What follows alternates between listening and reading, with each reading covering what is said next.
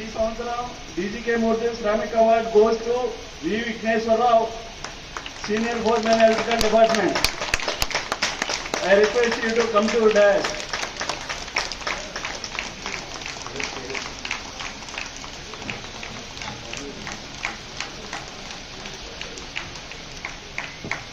Can you give standing ovation to Mr.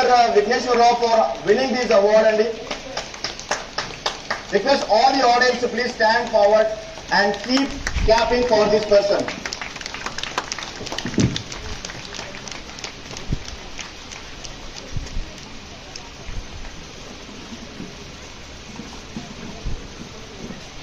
Vigneshwar Rao, can you just sit there?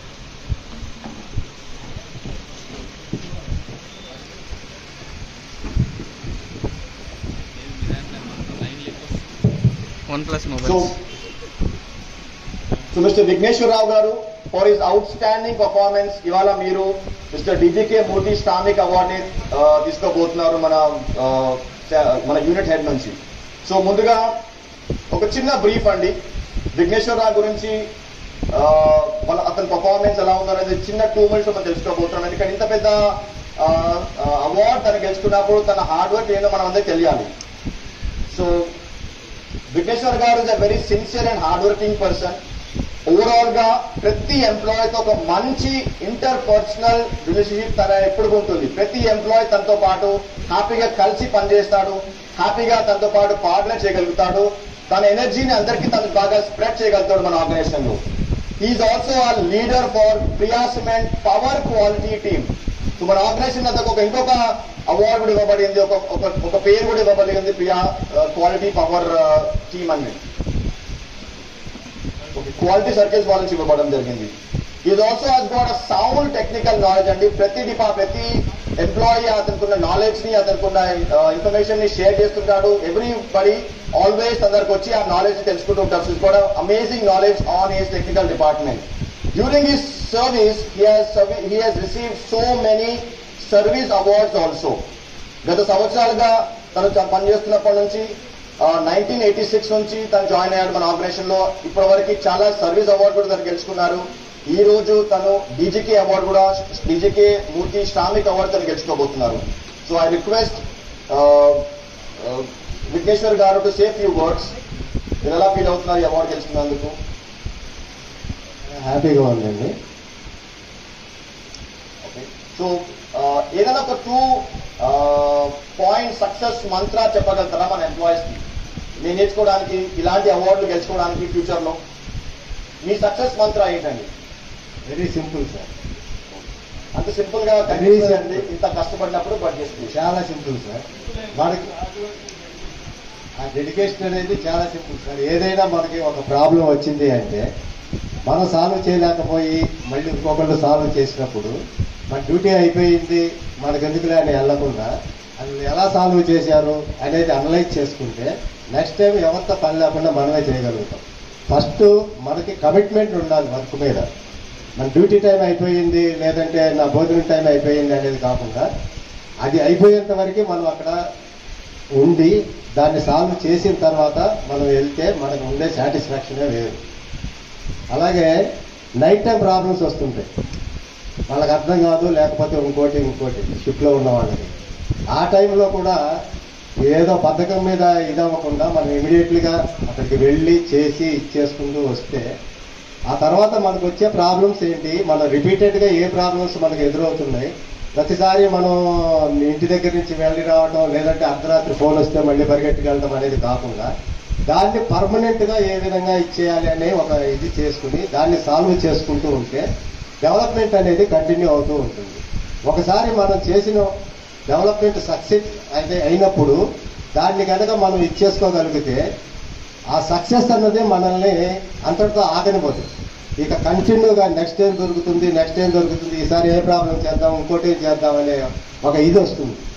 ఆ ఇదిలో మనం ఇంకోటి చేయాల్సింది ఏంటంటే మనం చేసుకుంటూ వెళ్ళేది కాకుండా మనం ఉన్న టీంకి, అంటే సపోజ్ నేను ఏదో చేశాను, నేను లేకపోతే అది ఆగకూడదు. సో దాన్ని మళ్ళీ డాక్యుమెంటేషన్ ఒక డ్రాయింగ్ రూపంగానో ఒక స్టిక్కర్స్ రూపంగాను దాన్ని పెట్టి అందరు ఉన్నా లేకపోయినా కనీసం అవి చూసుకుని వాళ్ళు ఫాలో చేసి నెక్స్ట్ కంప్లీట్ చేసుకోవడానికి ఉంటుంది. ఈ అలవాటు నాకు ఎలా వచ్చిందంటే ఫస్ట్ మా మొదటి గురువు శ్రీనివాసరావు గారు అని చెప్పి ఉండేవారు ఎలక్షన్లో. ఆయన ఇచ్చిన ఫ్రీడమ్ నాకు. నేను ఇక్కడికి వచ్చిన 1986లో నాకు 19 ఇయర్స్ ఏజ్. చాలా భయపడుతూ ఉండేవాడిని. ఆ టైంలో పవర్ కూడా చాలా కట్లు ఉండేవి. జనరేషన్ తక్కువ, ఇదంతా ఎక్కువ. ఆ టైంలో మన ప్లాంట్కే కాదు సిమెంట్ ప్లాంట్లు మొత్తానికి కూడా పవర్ కట్ ఇచ్చారు. ఓన్లీ 60% మాత్రమే వాడుకోవాలి, 40% వాడకూడదు అని. అయితే సిమెంట్ ప్లాంట్లో కంటిన్యూగా తిరగాలి. మనం ఏం చేసామంటే కంటిన్యూగా ఒక 20 రోజులు రన్ చేసుకునేవాళ్ళం, మిగిలిన 10 రోజులు డిస్పాచ్ కోసం వాడుకునేవాళ్ళం. ఈలోగా విజిలెన్స్ వచ్చి వాళ్ళు రాంగ్ క్యాలిక్యులేషన్లు చేసి డేవైజ్గా చేసి మీరు ఎక్కువ పవర్ వాడారు అని చెప్పేసి సీల్ చేసేసారు, పవర్ సీల్ చేసేసారు. అది కరెక్ట్గా డీజీకే మూర్తి గారు హాస్పిటల్లో ఉన్న టైంలో. ఆ ఇన్ఫర్మేషన్ ఆయనకి తెలియదు, ఏం చేయాలో ఎవరికి తెలియదు. ఫ్యాక్టరీకి సీల్ పడిపోయింది. సీల్ పడింది అన్న విషయం తెలియకుండానే మహానుభావుడు మనల్ని వదిలేసి వెళ్ళిపోయారు. ఆ టైంలో కంపెనీ బస్సులు పెట్టి ఎవరెవరు వెళ్తారో వెళ్ళండి అని చెప్పంటే అందరూ బయలుదేరారు. మా బాసు నన్ను పిలిచి ఏంటి అందరూ వెళ్తానంటున్నారు, నువ్వు ఎందుకు వెళ్తావు, నువ్వు వెళ్తావా లేదా అని అడిగారు. నేను ఒకటే చెప్పాను, సార్ పవర్ లేదు, డీజిల్ పోసుకుని జనరేటర్ రన్ చేసుకొని నీళ్లు లైట్లు ఇస్తున్నాం, వెళ్తే ఎవరు సార్ ఇక్కడ అని అంటే ఆయన సరే నేను కూడా ఉండిపోతాం, మన ఇద్దరం కలిసి చేద్దాము అని చెప్పేసి ఆయన మేమిద్దరమే వీళ్ళు రిటర్న్ వచ్చేంత వరకు కూడా ఆల్మోస్ట్ 48 అవర్స్ ఆఫీస్లోనే ఉన్నాం. మధ్యలో భోజనానికి వెళ్ళి వచ్చామంతే.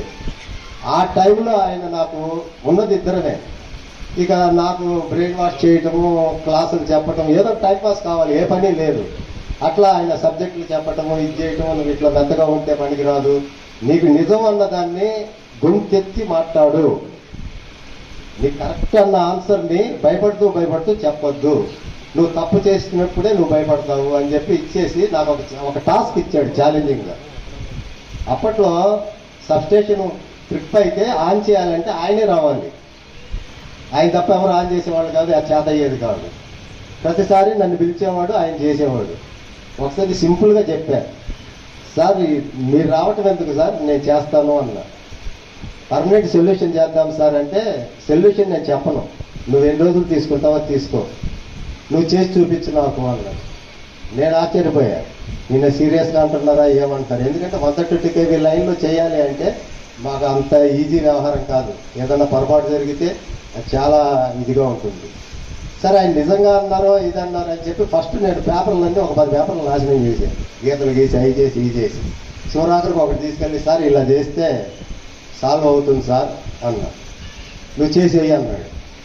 చేశాను. చేసిన తర్వాత చెక్ చేశాడు, ఇక అక్కడి నుంచి అది కంటిన్యూ అయిపోయింది. అక్కడి నుంచి నాకు స్టార్ట్ అయింది ఒక డెవలప్మెంట్ చెయ్యాలి అనే ఇది. అక్కడి నుంచి ఏ ప్రాబ్లం వచ్చినా ఈయన అంటే నాకు ఇది ఆ ప్రాబ్లం వచ్చింది, అది ఎందుకు వచ్చింది, నువ్వు దాన్ని చెయ్యి. We want all the people to get inspired by this speech, his performance, his hard work and dedication towards the organization and the department.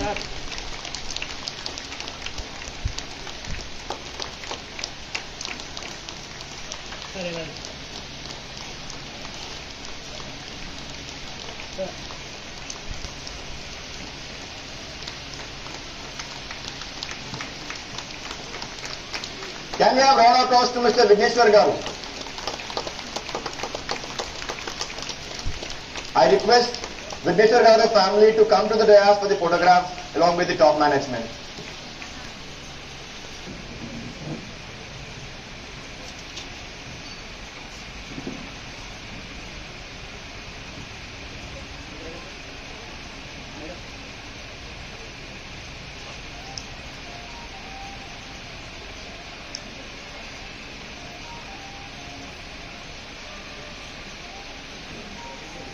Thank you so much, Mr. and Mrs. Vigneshwar Garu. Thank you for the honor, sir. Thanks a lot.